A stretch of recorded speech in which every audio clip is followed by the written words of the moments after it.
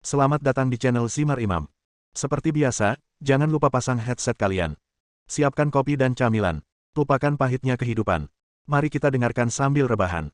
Penembak jitu terbaik. Bab 1289. Pernahkah Anda mendengar? Sebuah pulau kecil tiba-tiba muncul di Laut Cina Timur.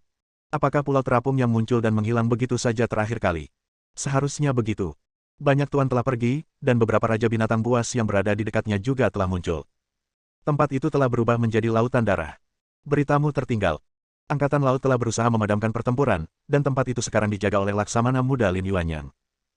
Lin Yuanyang, apakah ini Lin Haiyang yang mengalami pertemuan tak terduga belum lama ini dan tiba-tiba menerobos dari alam kekaisaran ke alam suci tingkat kedua? Itu dia. Mengatakan bahwa Lin Haiyang ini benar-benar diberkati dengan peluang besar dan dapat terus menerobos dari kerajaan. Wah, itu sungguh membuat iri. Dengan Lin Haiyang di sana, saya khawatir tidak ada yang bisa naik ke Pulau Fuseng. Anda menyederhanakan segalanya. Faktanya, tidak seorang pun, termasuk Lin Haiyang, yang benar-benar bisa mendekati Pulau Fuseng, dan beberapa master sejati bersembunyi di kegelapan dan menunggu peluang. Begitu mereka bisa mendarat, akan ada pertumpahan darah lainnya. Katakan padaku, apakah orang yang berhasil masuk dan keluar Pulau Fuseng terakhir kali akan muncul lagi? Mungkin hanya orang itu yang bisa menemukan cara untuk sampai ke darat. Kemunculan kembali Pulau Fuseng segera menimbulkan keributan, dan para ahli dari semua lapisan masyarakat bergegas untuk mendapatkan peluang kaya. Sayangnya, setelah 2 hari 2 malam pertempuran berdarah, permukaan laut menjadi merah, dan semua orang terhalang oleh penghalang formasi di luar Pulau Fuseng. Baik serangan tenaga kerja maupun artileri tidak mampu menembus penghalang, dan Laut Cina Timur sempat menemui jalan buntu untuk sementara waktu. Di permukaan, Laut Cina Timur berada di bawah kendali Angkatan Laut yang diwakili oleh Lin Yuanyang. Faktanya, seperti rumor yang beredar, beberapa predator bersembunyi di kegelapan menunggu kesempatan datang. Setelah penghalang formasi ditembus, predator ini akan segera muncul ke permukaan. Saat itu, Lin Haiyang sendiri tidak dapat menstabilkan situasi, jadi Bailan juga dikirim ke sana. Ada orang lain yang bepergian bersama Bailan, Lian. Belum lama ini, Lian membantu menyelesaikan King Lian. Para atasan sangat berterima kasih kepada Lian, tetapi pada saat yang sama, mereka menganggapnya sebagai potensi risiko. Untungnya Lian tidak bermusuhan, tapi orang-orang di atas khawatir, jadi mereka menggunakan perangkap madu untuk mengatur Bailan agar bisa bersama Lian. Lian telah mengumpulkan Ordo Fuseng dan 12 penjaga Fuseng, tetapi setelah beberapa hari penelitian, dia tidak memperoleh apapun sama sekali. Token tersebut masih berupa token, dan dia tidak memiliki petunjuk tentang cara mendapatkan kekuatan langit berbintang. Lian juga berbicara dengan Zhang Ke tentang masalah ini, namun sayangnya Zhang Ke tidak dapat memberikan bantuan apapun. Bukan karena Lian tidak pernah berpikir untuk bertanya pada Enchantress, tapi dia takut Enchantress akan hancur berkeping-keping dengan dibebaskan kali ini, jadi dia hanya bisa menyerah pada ide tersebut. Ketika tidak ada yang bisa dilakukan, datang kabar bahwa Pulau Fuseng telah muncul kembali, dan Bailan juga muncul di depan Lian saat ini. Kemunculan tiba-tiba Pulau Fuseng kali ini ada hubungannya dengan koleksi token Ang Li dan kekuatan langit berbintang. Bagaimanapun juga, Ang Li harus pergi ke sana. Pulau terapung mungkin adalah tempat untuk membuka rahasia kekuatan langit berbintang. Di pesawat, Lian sedang bermain dengan Fuseng Ling di tangannya, tapi matanya tertuju pada Bailan. Jadi, orang-orang di atas berharap kamu bisa tinggal bersamaku selamanya. Ya. Bailan tidak menyembunyikan apapun tentang masalah ini. Perangkap madu. Ya. Bagaimana denganmu? Apakah kamu rela berbuat salah pada dirimu sendiri demi dirimu sendiri? Jika perlu. Terakhir kali. Kali ini tidak ada hubungannya dengan yang terakhir kali. Aku tidak ingin kamu bertanggung jawab padaku. Jika kamu mau, aku bisa. Jadi begitu. Lian mengalihkan pandangannya kembali ke perintah Fuseng di tangannya, menghela nafas pelan dan berkata, kamu tahu, aku sekarang adalah pemilik Pulau Fuseng. Apa yang ingin kamu katakan? Mata Bailan juga tertuju pada Fuseng Ling. Kamu harus memahami bahwa, sebenarnya, pulau terapung adalah milikku. Lian mengangkat kelopak matanya dan menatap Bailan lagi. Bailan menutup matanya, dan ketika dia membukanya lagi, dia menatap langsung ke arah Lian dan berkata, itu ada di Laut Cina Timur, di perairan kita, dan orang-orang di atas mengira itu milik pemerintah. Haha, Lian tiba-tiba tertawa. Bukan karena dia tidak patriotik, malah sebaliknya dia sangat patriotik dan selalu membela negara ini. Hanya saja dunia sedang mengalami perubahan, dan banyak gunung dan sungai terkenal di negara tersebut telah ditempati oleh raja-raja binatang buas. Beberapa orang bahkan tidak dapat menghadapinya, tetapi mereka menjangkau Pulau Fuseng. Tidakkah mereka tahu bahwa Pulau Fuseng tidak hanya akan memanggil raja binatang buas, tetapi juga pasukan asing? Bailan tiba-tiba menghela nafas dan berkata seolah ingin berkompromi, saya tahu apa yang Anda pikirkan, tetapi orang-orang di atas juga sangat cemas sekarang. Mereka berharap dapat menemukan solusi untuk masalah ini. Mereka pikir pulau terapung adalah solusi dari masalah ini. Lian mengerutkan kening. Itu mungkin. Jawab Bailan. Bagaimana jika tidak? Lian bertanya lagi. Bailan tidak menjawab, tapi berkata, sebenarnya, orang-orang di atas memiliki beberapa penyesalan. Apa yang kamu sesali? Tanya Lian. Bailan menjawab, saya menyesal memilih saya sebagai pemimpin. Mereka berharap saya melepaskan posisi ini dan Anda akan mengambilnya. Apa maksudmu? Tanya Lian. Bailan menjawab, saya tidak peduli. Selama Anda bersedia, saya bisa melepaskan posisi saya. Kau tahu, aku tidak tertarik dengan posisi kepala naga. Bailan menjawab, saya tahu, tapi saya harus menyampaikan maksud ini. Hanya jika Anda menjadi kepala naga mereka akan merasa lega. Lian tersenyum dan menggelengkan kepalanya. Jika dia benar-benar menjadi kepala naga, dia akan dikendalikan oleh orang lain, tapi dia tidak akan memiliki kebebasan yang dia miliki sekarang. Menurutku kamu sedang mempertimbangkannya. Bailan berpikir sejenak dan berkata. Lian memang mempertimbangkannya, lalu berkata, ayo kita lakukan. Jika memang ada cara untuk mengendalikan situasi di Pulau Fuseng, saya akan menyerahkannya. Adapun peluangnya, saya harus memuaskan diri sendiri dulu. Bailan mengerutkan kening. Dia tahu bahwa keputusan seperti itu merupakan konsesi besar bagi Lian, tetapi para petinggi ingin mengambil semuanya. Lian mengingatkan dengan sedih, Pulau Fuseng akan hilang kapan saja. Bailan menghela nafas. Beberapa orang berpikir bahwa alasan terbesar mengapa Pulau Fuseng menjadi milik negara ini adalah karena letaknya di Laut Cina Timur, di perairan kita.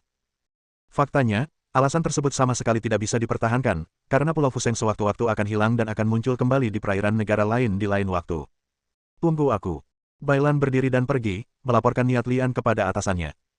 Setelah beberapa saat, dia kembali dan berkata kepada Lian, mereka berterima kasih banyak. Bagaimana denganmu? Lian bertanya. Bailan tidak menjawab. Saat ini, sebuah suara terdengar di komunikator, menandakan bahwa mereka telah sampai di tempat tujuan. Lian bertemu Lin Yuanyang di kapal komando. Tingginya tidak terlalu tinggi, hanya sekitar 1,7 meter. Dikatakan bahwa dia sudah berusia 60 tahun, tetapi karena kekuatannya di alam suci tingkat kedua, dia terlihat baru berusia 40 tahun. Lin Yuanyang juga melihat ke arah Lian dan Bailan, dan akhirnya menghela nafas dan berkata, kamu lebih muda dari yang aku kira. Masa depan adalah milikmu. Bab 1290. Ini hanya bisa berjalan sejauh ini. Lin Yuanyang menghentikan speedboatnya, mengeluarkan belati dari pinggangnya dan membuangnya. Dengan suara menerobos udara, belati itu terbang beberapa meter lalu tiba-tiba menghilang. Bailan menoleh untuk melihat Lian. Yang kelopak matanya agak gelap. Pemandangan yang muncul di hadapanku benar-benar berbeda dari terakhir kali Pulau Fuseng muncul. Terakhir kali itu adalah penghalang tak kasat mata yang menghalangi masuknya semua orang dan benda. Kali ini lebih seperti lubang hitam, menelan belati di dalamnya. Lian mengambil dayung perahu dan merentangkannya. Seolah-olah disihir, ujung dayung yang lain berangsur-angsur menghilang dari pandangan. Ketika Lian mengambil kembali dayung itu, bagian yang hilang tidak kembali, dan permukaan patahan sangat halus. Bagaimana kalau itu manusia atau binatang? Lian kembali menatap Lin Yuanyang. Baik belati maupun dayung adalah benda mati, dan benda hidup mungkin memiliki situasi yang berbeda. Lihat di sana. Lin Yuanyang menunjuk ke arah laut. Seekor paus muncul dari laut dan berenang menuju Pulau Fuseng tanpa menyadari bahaya di depan. Kepala paus dengan cepat menghilang. Mungkin menyadari ada sesuatu yang tidak beres, paus tersebut mengayunkan ekornya dan mencoba melarikan diri, namun tubuhnya kembali, namun kepalanya tidak. Permukaan pemotongannya sangat halus, dan permukaan lautnya berlumuran darah. Nampaknya nasib makhluk hidup dan tak hidup sama saja. Bisakah itu dipatahkan? Bailan bertanya. Lian menggelengkan kepalanya dengan ekspresi berat, apa yang muncul terakhir kali adalah penghalang formasi. Kali ini benar-benar berbeda. Ini bukan formasi, tapi seperti hal yang wajar. Saya tidak bisa menjelaskannya. Tidak bisa dijelaskan. Ang Li hanya bisa mengatakan ini karena dia berbeda secara fundamental, dia bukan seorang ilmuwan. Bailan tampak kecewa. Lian bertanya pada Lin Yuanyang, apakah kamu sudah meminta seseorang untuk mempelajarinya? Lin Yuanyang berkata dengan wajah berat, ilmuwan kami telah melihatnya dan bahkan berbagi datanya dengan beberapa ahli asing. Hasilnya sangat disesalkan. Artinya, bahkan para ilmuwan pun tidak dapat menguraikan fenomena tersebut di hadapan mereka. Setelah dunia berubah, ada banyak hal yang tidak bisa dijelaskan oleh sains. Bagaimana kalau kita kembali dulu? Lin Yuanyang memandang Bailan. Bailan tidak berbicara, tetapi menoleh untuk melihat Lian. Saya ingin mencobanya, kata Lian dengan suara rendah, menatap ke seberang Pulau Fuseng. Alis Bailan menegang, matanya menunjukkan kekhawatiran, dan dia berkata, kamu harus berpikir jernih. Apa yang akan terjadi di luar kendali kami? Sangat mungkin kamu tidak akan bisa kembali. Saya sudah berpikir jernih bahwa saya harus mengambil risiko ini. Setelah Lian selesai berbicara, sayap tumbuh dari punggungnya, sisik menutupi tubuhnya, dan tanduk tumbuh dari dahinya. Dia tampak seperti monster legendaris. Dengan ketukan jari kakinya, Lian melayang ke bagian yang tak terlihat, mengangkat tangannya dan merentangkannya. Bagaikan dayung kapal, tangan Ang Li berangsur-angsur menghilang. Bailan menutup mulutnya dengan tangannya, matanya sedikit hangat. Pada saat ini, Lian berbalik dan tersenyum, dan dia tidak terlihat kesakitan. Dia tidak merasakan sakit apapun, dan saat tangannya menghilang, dia tiba-tiba merasakan Fu Sengling yang tersembunyi di tubuhnya bereaksi. Kehangatan menyebar ke seluruh tubuhnya, melindunginya. Bagi Bailan dan Lin Yuanyang, tangan Lian sepertinya telah menghilang, namun Lian dapat dengan jelas merasakan kehadirannya. Perasaan ini seperti metode yang membutakan, sehingga mata manusia tidak dapat melihat tangannya yang menghilang. Ang Li tidak menarik tangannya kembali, dia masih sedikit takut. Bagaimana jika lengannya dipotong seperti dayung kapal atau ikan paus? Dalam situasi ini, dia hanya bisa melanjutkan. Mula-mula tangannya lenyap, lalu seluruh lengannya, separuh badannya, dan akhirnya seluruh badannya lenyap. Bailan tiba-tiba merasa sedikit sedih dan tidak bisa menghentikan air matanya yang jatuh. Nyatanya Lian tidak menghilang, dia hanya maju selangkah. Pulau Fuseng ada di depan, dan dia berdiri di atas air. Bailan dan Lin Yuanyang hanya berjarak beberapa meter, tapi mereka tidak bisa melihat Lian, tapi Lian bisa melihat dengan jelas saat dia berbalik. Menutup mata. Tidak. Ang Li tidak bisa menjelaskannya. Dia hanya bisa mengatakan bahwa dia sedikit istimewa dan tidak tersedot oleh lubang hitam. Dia adalah pemilik Pulau Fuseng saat ini, dan fenomena aneh yang terjadi di Pulau Fuseng tidak berbahaya baginya. Setelah ragu-ragu sejenak, Lian tidak keluar untuk menjelaskan kepada Bailan dan Lin Yuanyang, tetapi langsung terbang ke Pulau Fuseng. Periksa bila buku 16-9 dan lihat versi yang benar. Pulau Fuseng masih tetap sama seperti saat Ang Li pergi terakhir kali, dan jenazah mereka yang meninggal secara tragis di pulau tersebut sudah mulai membusuk. Setelah sampai di Istana Fuseng, Lian pertama-tama melihat ke ruang rahasia bawah tanah tempat dia terakhir kali menemukan pemilik Pulau Fuseng, lalu mulai berjalan-jalan di Istana Fuseng. Saya sedang terburu-buru terakhir kali dan saya tidak pergi ke banyak tempat di Aula Fuseng. Setengah jam kemudian, Lian menemukan tempat yang sangat aneh. Aneh karena tidak ada rumah di sini, hanya 12 pilar setebal ember. Masing-masing pilar setinggi 2 meter, dengan ukiran rune yang padat di atasnya, dan lekukan di kepala pilar. Mata Lian berbinar begitu dia melihat bentuk alurnya. Ukurannya pas untuk menampung pelindung kehidupan mengambang. 12 pilar melambangkan 12 penjaga kehidupan terapung. Lian menghabisi 12 penjaga kehidupan terapung. Ada sedikit perbedaan dalam bentuk 12 penjaga, dan posisi mereka tetap. Jika Anda membuat kesalahan, Anda tidak akan bisa memasukkannya. Setelah menempatkan hukum penjaga 12 sisi ke dalam alur yang sesuai, Lian tidak melihat perubahan apapun di 12 kolom. Ada apa? Lian memeriksanya lagi dengan hati-hati, dan setelah memastikan tidak ada kesalahan, dia memeriksanya lagi, lalu berjalan ke tengah dan mengeluarkan Ordo Fuseng yang mewakili pemilik Pulau Fuseng. Saat Order of Floating Life dihilangkan, sebuah penglihatan terjadi. Kedua belas pilar itu tiba-tiba bergetar, menciptakan resonansi satu sama lain, dan kemudian rune yang diukir di setiap pilar memancarkan cahaya hijau, seperti aliran kehidupan aneh yang mengalir melalui masing-masing penjaga. 12 penjaga mengarahkan cahaya hijau yang diserap seperti cermin ke tempat Lian berdiri. Pada saat ini, perintah mengambang keluar dari tangannya dan melayang di udara. 12 sinar lampu hijau terfokus pada Ordo Fuseng. Suara, bas. Ordo Fuseng mengeluarkan suara keras, diikuti oleh cahaya yang menyilaukan, dan penglihatan itu muncul kembali. Awalnya ada langit cerah di atas kepala, namun tiba-tiba malam tiba, langit dipenuhi bintang, dan Lian berada di lautan bintang. Apakah ini kekuatan bintang-bintang? Sebuah bintang di sebelah Lian tiba-tiba bersinar lebih terang dari bintang lainnya. Saat cahaya menyinari tubuh Lian, dia merasakan sensasi kesemutan yang belum pernah terjadi sebelumnya di tubuhnya, dan energi sebenarnya di tubuhnya tidak terkendali dan berlarian seperti binatang buas. Lian mengertakkan gigi dan berusaha keras mengendalikan amukan energi di tubuhnya, tetapi dia gagal. Berdengung. Suara itu datang dari tubuh Lian, dan tubuhnya meledak, berubah menjadi pecahan yang tak terhitung jumlahnya, dan akhirnya berubah menjadi debu dan menghilang. Bab 1291. Lian mengira dia sudah mati, tetapi terlahir kembali di cahaya bintang, yang setara dengan membentuk kembali tubuh fisiknya. Pada saat yang sama, dia membuat terobosan dalam kultivasinya dan mencapai alam suci tingkat keempat. Setelah terlahir kembali, Ang Li mendapatkan skill baru bernama Starlight Shining yang dapat menggunakan kekuatan bintang untuk menyerang musuh. Di saat yang sama, Ang Li juga kehilangan sesuatu, seperti kekuatan buah zodiak, dan dia tidak bisa lagi menjadi iblis dengan sisik, tanduk di kepala, dan sayap di punggungnya. Membentuk kembali tubuhnya kali ini sama dengan menghilangkan hal-hal buruk dan memberinya beberapa hal baik. Cahaya yang dipancarkan oleh 12 pilar menghilang, dan Lian masih berdiri di sana seolah-olah tidak terjadi apa-apa, tetapi tatanan kehidupan terapung di tangannya menghilang. Begitu dia memikirkannya, lautan bintang yang tak berujung muncul di benak Lian. Ini sedikit berbeda dengan bintang sebenarnya di alam semesta.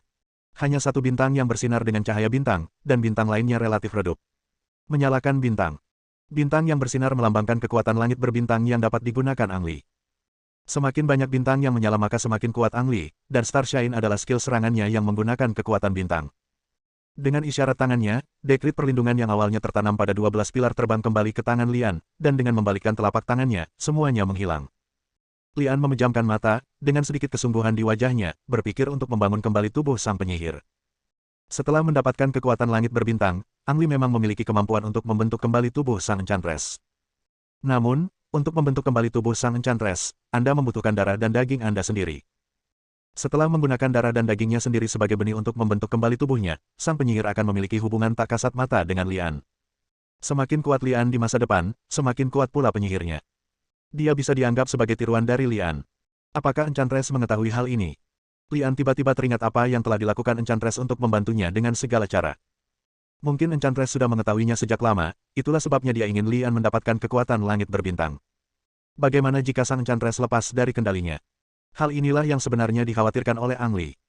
Setelah membentuk kembali tubuh Enchantress, Lian memiliki kemampuan untuk menahan Enchantress, tetapi jika dia mati di masa depan, Enchantress tidak lagi berada di bawah kendalinya. Dengan karakter sang penyihir, Lian sangat khawatir dengan apa yang akan dia lakukan. Sehat. Setelah beberapa saat, Lian menghela nafas panjang dan akhirnya memutuskan untuk membangun kembali tubuh sang Enchantress. Integritas dan menepati janji adalah prinsip dasar kehidupan Lian. Karena dia telah berjanji pada sang penyihir, dia harus menepatinya. Lian menemukan ruangan yang sunyi, mengeluarkan pedang roh Tianshan dan memotong sepotong kecil daging dan darah dari tubuhnya. Dengan daging dan darah, dibutuhkan tulang. Lian tidak berencana menggunakan tulangnya sendiri, melainkan mengeluarkan manik hitam. Spesies setan. Manik ini adalah benih yang tertinggal setelah Lian memurnikan iblis itu. Setelah ragu-ragu sejenak, Lian mengeluarkan manik lainnya, benih Buddha. Benih iblis melambangkan kejahatan, dan benih Buddha melambangkan kebaikan.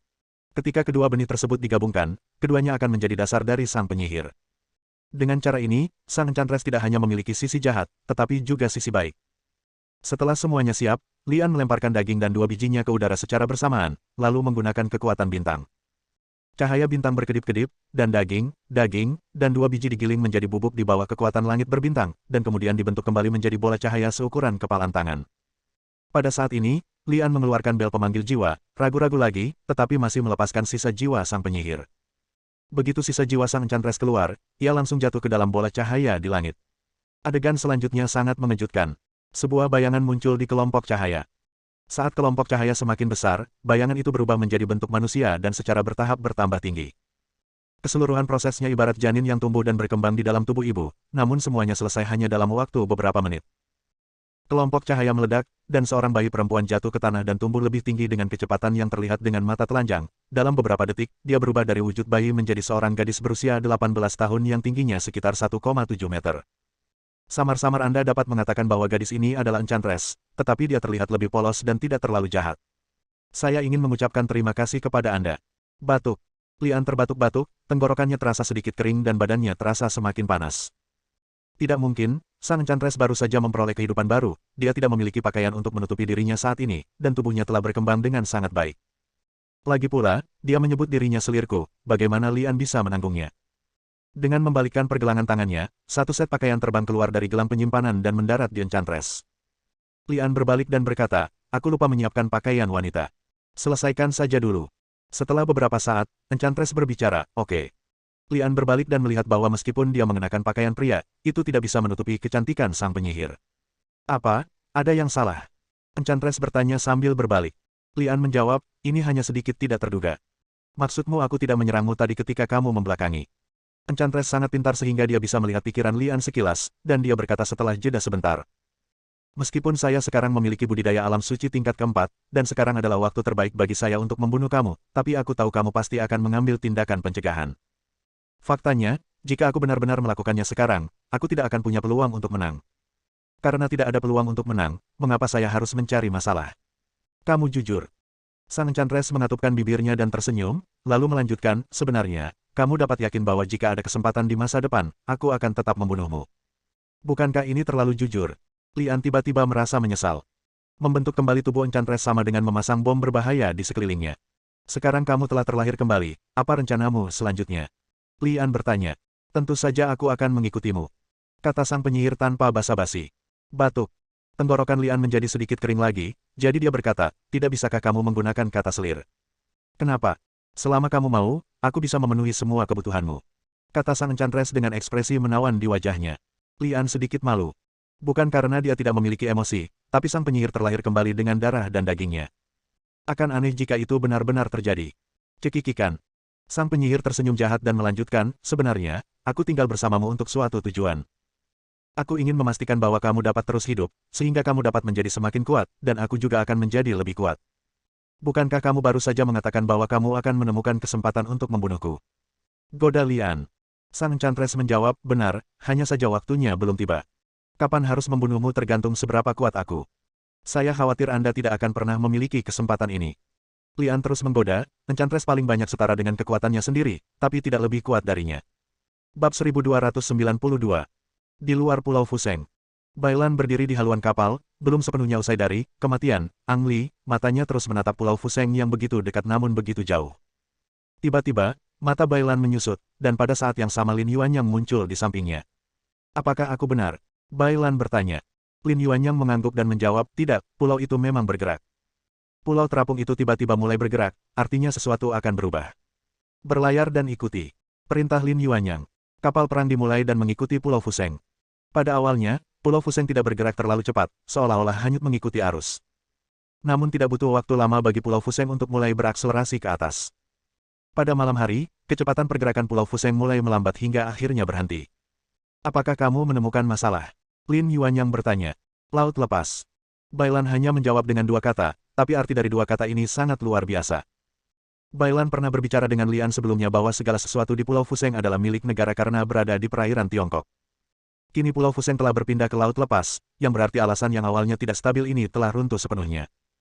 Awalnya negara lain memiliki beberapa keberatan, namun kini mereka bisa bersaing memperebutkan Pulau Fuseng secara terbuka dan jujur. Oh, syaratnya harus ada cara untuk sampai ke Pulau Fuseng, kalau tidak semuanya akan sia-sia. Bagaimana menurutmu? Bailan bertanya. Lin Yuanyang berkata dengan wajah berat, saya telah melaporkan masalah ini. Artinya kita harus terlebih dahulu menemukan cara untuk melindungi diri kita sendiri, dan yang terbaik adalah tidak menyia-nyiakan kekuatan apapun. Begitu pintu pendaratan di Pulau Fuseng dibuka, kita harus melakukannya dengan cara apapun. Rebut sumber daya di atas. Sulit. Bailan mengucapkan dua kata lagi. Lin Yuanyang menunjukkan senyuman masam. Tentu saja dia tahu bahwa masalah ini sulit. Predator yang awalnya tersembunyi di bawah air akan segera muncul ke permukaan, bahkan jika mereka mencoba yang terbaik, mereka belum tentu menjadi lawan mereka. Aku tahu ini sulit, tapi kita harus melakukannya. Bailan mengangguk tanpa membantah. Terutama Lin Yuanyang, dia adalah seorang prajurit. Selama dia memberi perintah, bahkan jika dia tahu ada jalan buntu di depan, dia tidak akan ragu untuk mati. Pulau Terapung. Dengan bantuan Enchantress, Lian menguasai metode memindahkan Pulau Fuseng. Saat ini, dia berkeringat deras dan benar-benar pingsan di tanah. Penyihir wanita itu berdiri di samping dan menatap Lian dalam diam tanpa bergerak. Membunuh Lian sekarang tidak akan ada gunanya baginya. Setelah istirahat sejenak, Lian pulih sedikit dan membuka matanya untuk melihat ke arah Enchantress. Kamu memindahkan pulau itu ke laut lepas untuk melindungi mereka, tapi aku khawatir mereka tidak akan menghargainya, kata Enchantress. Lian tidak menjawab. Beberapa hal tidak memerlukan penjelasan. Dia hanya melakukan apa yang seharusnya dia lakukan dan berusaha menjauhkan perang dari rumah dan tidak mempengaruhi orang biasa. Aku ingin kamu menjemput mereka, kata Lian dan mengeluarkan penjaga kehidupan terapung bersisi 12. Sang penyihir mengambil perintah penjaga Fuseng dan berkata, apakah menurutmu mereka dapat dipercaya? Apakah menurutmu aku harus mempercayaimu? Lian bertanya balik. Saya mengerti. Enchantress tersenyum sedikit, berbalik dan pergi. Dalam hal kepercayaan, baik penyihir maupun 12 penjaga Fuseng tidak dapat dipercaya. Kematian pemilik Pulau Fuseng sebelumnya kurang lebih ada hubungannya dengan mereka. Bagi Ang Li, dia tidak membutuhkan kepercayaan, yang dia butuhkan adalah kekuatan ini. Musuh yang kuat akan segera muncul, dan dia harus mengintegrasikan semua kekuatannya sebelum itu terjadi. Di luar Pulau Fuseng, Bailan berkedip keras dan bertanya, aku melihatnya dengan benar. Apakah ada yang datang? Lin Yuanyang menyerahkan teropong itu kepada Bailan dan berkata, kamu membacanya dengan benar, itu seorang wanita. Seorang gadis. Bailan mengambil teleskop dan melihatnya. Dengan bantuan teleskop penglihatan malam, dia dapat melihat dengan sangat jelas. Di bawah sinar bulan, gadis itu terlihat sangat anggun, tetapi Bailan merasakan bahaya. Alam suci tingkat keempat. Lawan tidak menyembunyikan kekuatannya sendiri dan melepaskan aura alam suci tingkat keempat. Bailan bukan satu-satunya yang gugup, Lin Yuanyang juga merasa sedikit kewalahan. Menarik.